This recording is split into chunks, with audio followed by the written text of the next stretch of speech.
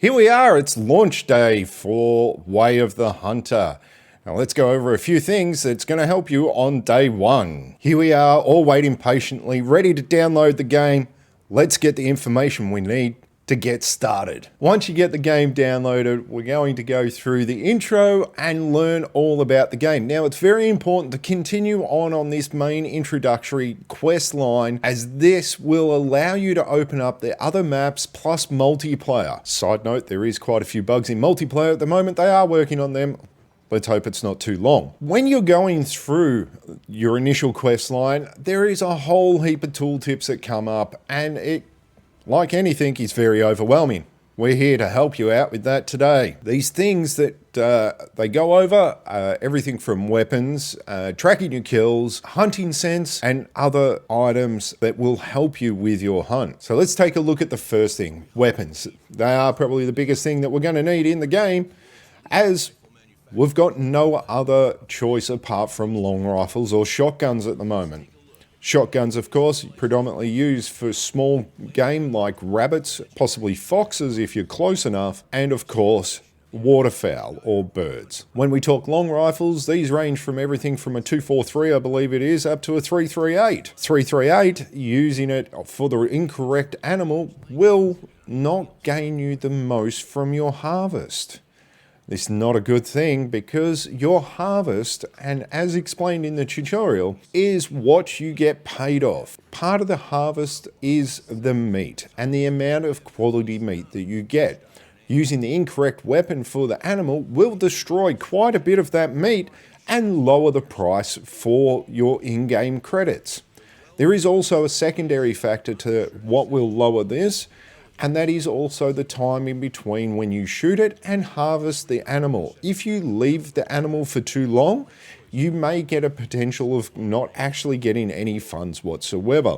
So harvest time is a huge factor, because of course we don't want meat spoilage, right? When you're using the correct weapon for the correct animal, of course this will help with your meat wastage, as you won't have a potential of destroying great meat along the way. Now, while we are talking about guns and the weapons in-game in general, we need to talk about ethical kill.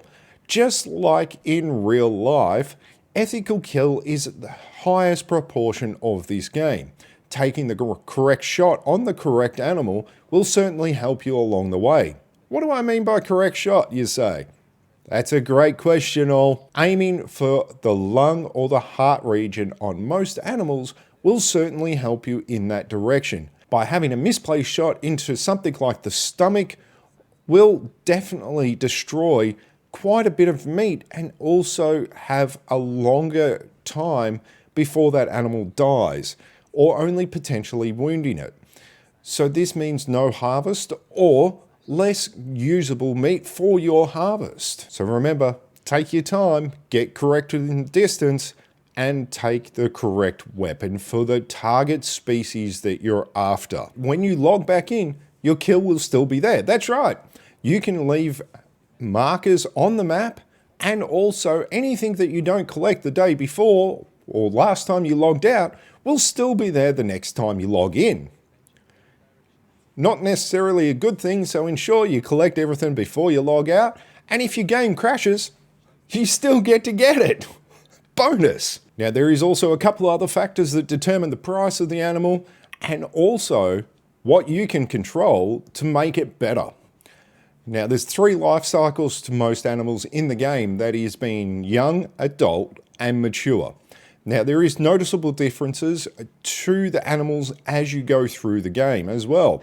The young ones do look quite nice and fresh as such, you could say, where an adult or a mature animal, you'll start to see scarring coming onto their coats, and their coats start to age quite a bit. With their age also determines their star rating. Most young bucks, for instance, and we're going to talk predominantly about deer, most young bucks will start off at just a 1, maybe a 2 star, and as they progress through their age cycle, they will get more stars. When an animal becomes mature, it does die off in game after a certain period of time.